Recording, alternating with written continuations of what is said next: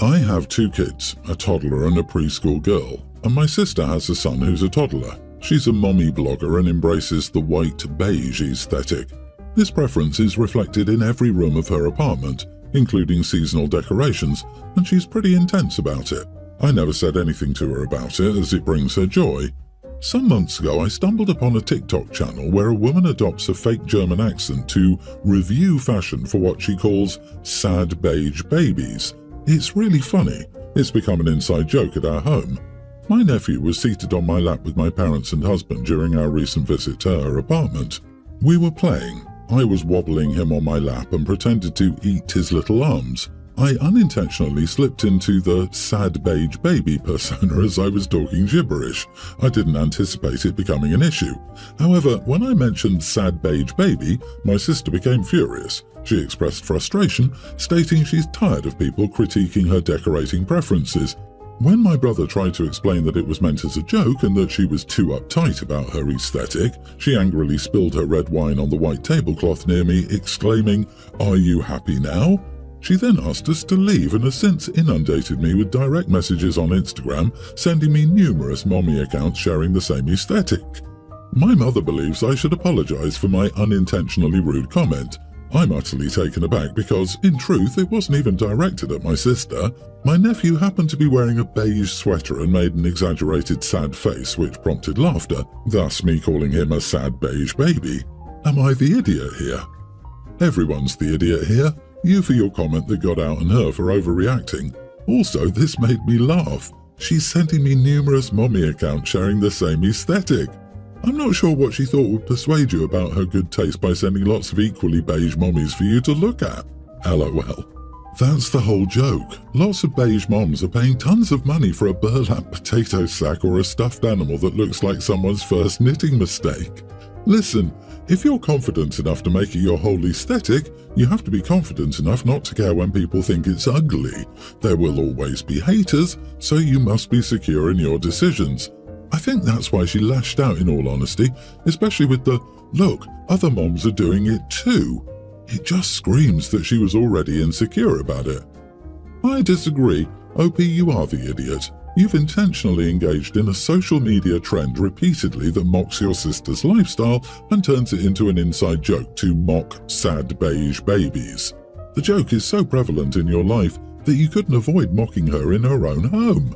Yeah, the beige aesthetic isn't my favourite, although I currently have no aesthetic with my toddlers, but I'm not tearing down moms who do. You should apologise and maybe look at why you find it so humorous to mock other moms. You seem to overlook that this grown woman got upset enough to dump red wine all over the tablecloth and yell at OP over a meme. It mocks incredibly ugly decorations and crappy moms who care more about aesthetics than about letting their kids enjoy themselves. No kids want the sad beige bedrooms and sad beige birthday parties. OP shouldn't apologise just because her sister sucks.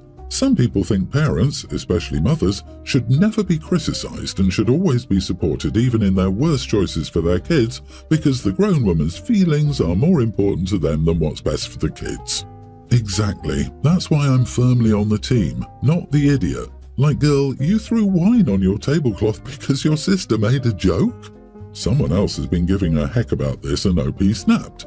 Babies and toddlers need contrast for visual development, especially in the first 12 months. This aesthetic BS, no colourful toys, has probably done most of its damage already, so I have no issue with you calling it out.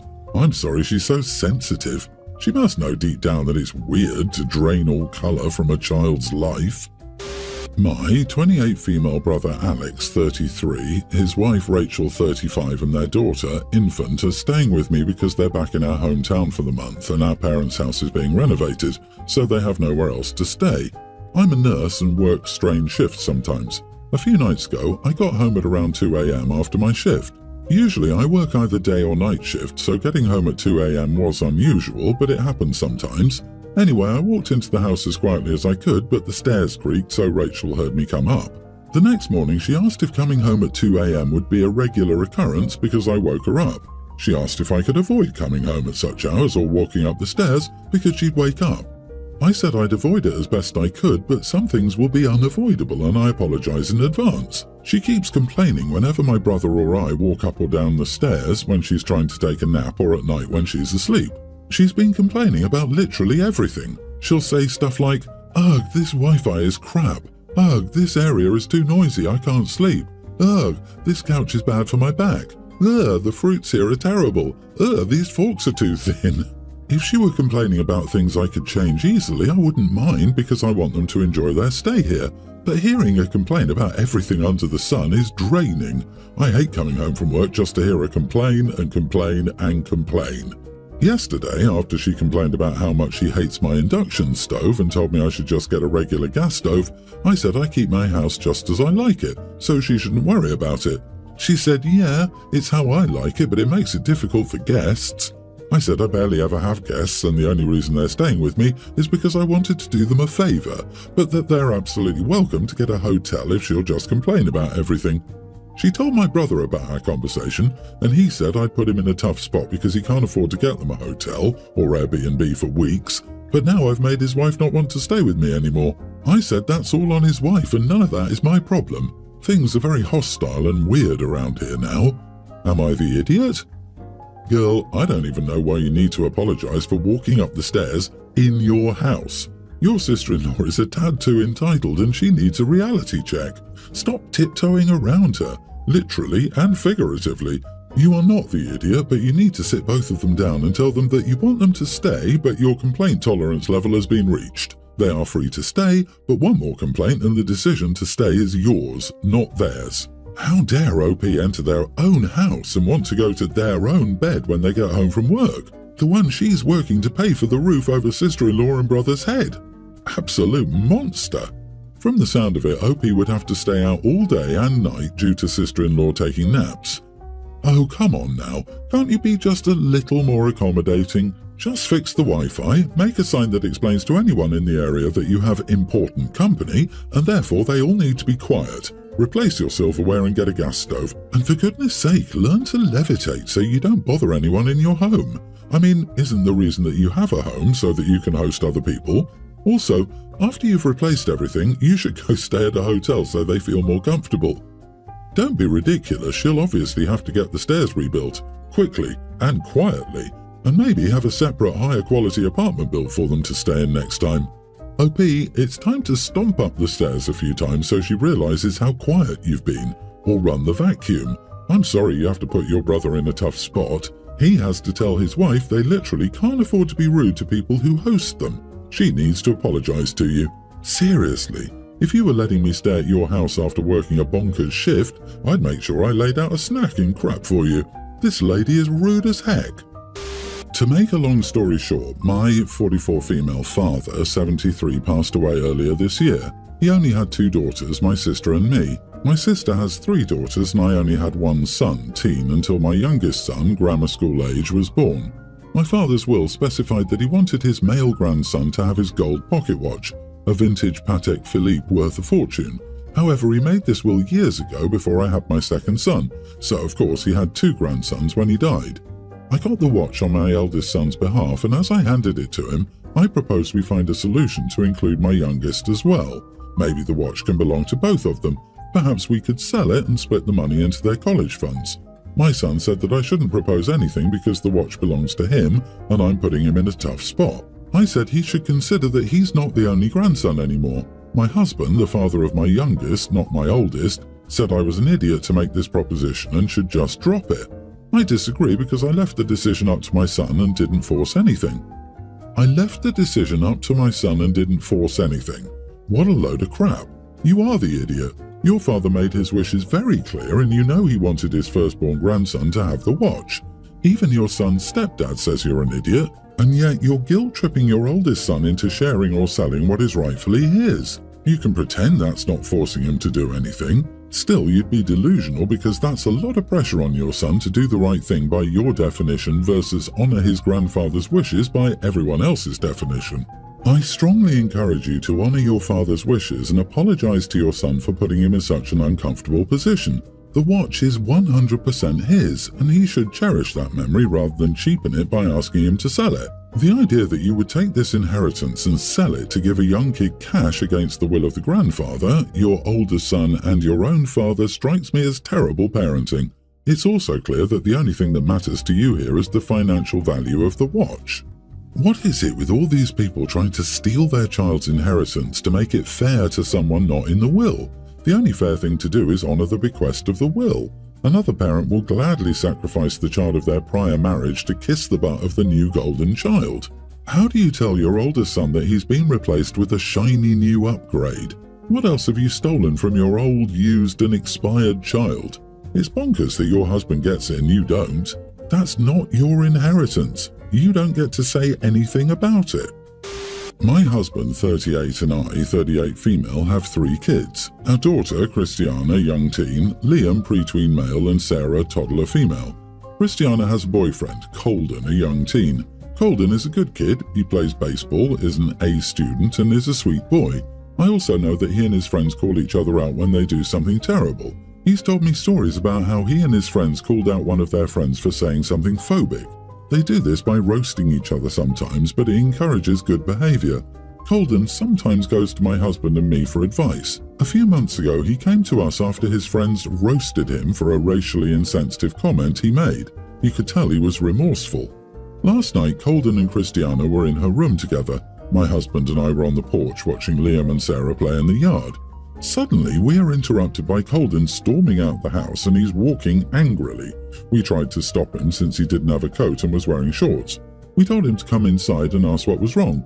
He kept walking for a bit before returning and walking into our house, shivering. He told us that there was this boy in their grade who Colden found out that Christiana was bullying. He said the boy was a feminine straight guy. He has short hair and doesn't dress feminine, but he's a Swiftie, is openly emotional, and he listed a few other things about him. He said our daughter was calling this boy gay and telling his girlfriend that he's probably cheating on her with a boy. He said he didn't know the boy well, but it bugged him that she was doing this. He said he didn't want to report our daughter though, as he didn't want to ruin his relationship with her. We suggested that he consider reporting it, but he said he didn't feel comfortable doing so. Later, we talked to our daughter. She was unapologetic. She said she was just stating how she felt and that we couldn't punish her. We told her she was grounded and took her devices away. After cooling down a bit, my husband and I discussed our plans and we decided to email the principals and admin at her school. The school is currently investigating this further, but has already found evidence that she and her entire friend group were bullying this boy after just a day of looking, and she's facing serious consequences. Our daughter said we were being snitches and said that we were ruining her social life. Am I the idiot? We are ruining her social life. Oh, the poor thing. It's funny how she says you're ruining her social life when if she keeps treating people like that, she's going to ruin it herself. Not the idiot, OP. Your daughter is learning a valuable lesson. Actions have consequences, and by the sound of it, she needs a consequence to fully understand how her actions and words are detrimental to the recipient. Tell your daughter you're happy to ruin her social life if it keeps her and her friends from ruining this boy's actual life. This is called parenting. You are ensuring that your daughter and her friend group face consequences for harming another human being. Colden sounds like a good kid. I'm glad he could talk to you about it and didn't cover for your daughter's disgusting behaviour. Going against the group with, "You are the idiot." Yes, your daughter needs to learn a lesson, but reporting her to the school is essentially turning over that responsibility to them. This was an issue you could have and should have handled. The fact that you asked Colden to report it demonstrates that you were looking to absolve yourself from dealing with the problem. I also think it will be unlikely your daughter will trust you with anything. I, 24 female, and my now husband, 26, wanted to have a very small wedding that only consisted of our immediate family and best friends. Our small wedding of 8 guests, excluding our parents, happened in my apartment living room to save for a house in Europe. I kept my wedding a secret because I didn't want the stress of handling other people's reactions, since the usual wedding in my circle is extravagant and on the roof of a skyscraper or high-end resort hotel. I went to the same school from elementary to high school, and the moms of our batch made a friend group and still socialise to this day. I didn't really keep it hidden from my mom that I was bullied by a great chunk of the batch for most of my years there. So my mom understands how I would prefer to keep the wedding very small instead of being selective and hurting someone's ego. In school, the people who openly bullied me stopped when one of them stood up for me in middle school. We became best friends since, and she attended my wedding. 2 girls who transferred in after and didn't bully me also became my best friends and were invited to my wedding. I consider all 3 of them my maids of honor, MOH. We finally posted the wedding and lunch party to social media, and my mom's group chat was filled with surprise. I was the first in my batch to get married, and sadly there were fewer congratulations and more angry people expressing betrayal because they weren't informed of, from as far as, my engagement. They expressed that it was congruent to their best friend getting married without getting invited or informed at all. I felt confused by this because these people were not my best friends, nor were I best friends with their children in school. Nevertheless, I told my mom to use me as an excuse to dampen the fire, as I, the bride, wished for this secrecy and not my mom. They instead insisted that it shouldn't have mattered because a mother's decision trumps a daughter's. After my mom's attempt to reassure them, they turned to painting me as the opportunist narcissist who only cares for herself, since I didn't inform them of my wedding, and for using my maids of honor for an extravagant wedding, which was far from the truth. A select group of parents, in my mom's friend group, started pitting fights between my maids of honor and me by personally messaging the maids of honor. When that didn't work, they pitted my maids of honor's moms on each other, which unfortunately somehow worked.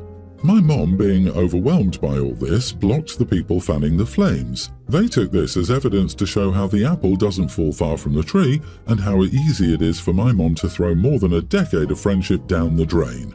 Since I moved to Europe with my husband, my mom has been isolated. My father's busy with work and my brother is studying abroad.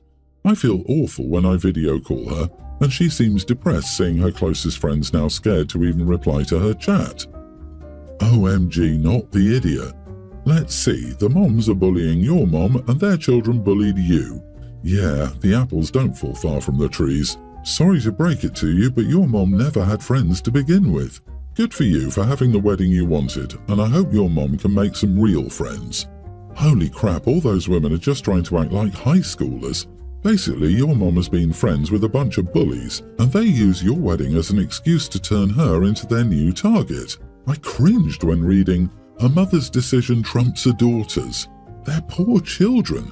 I would never betray my daughter's decision to keep something secret because my friends want to know this.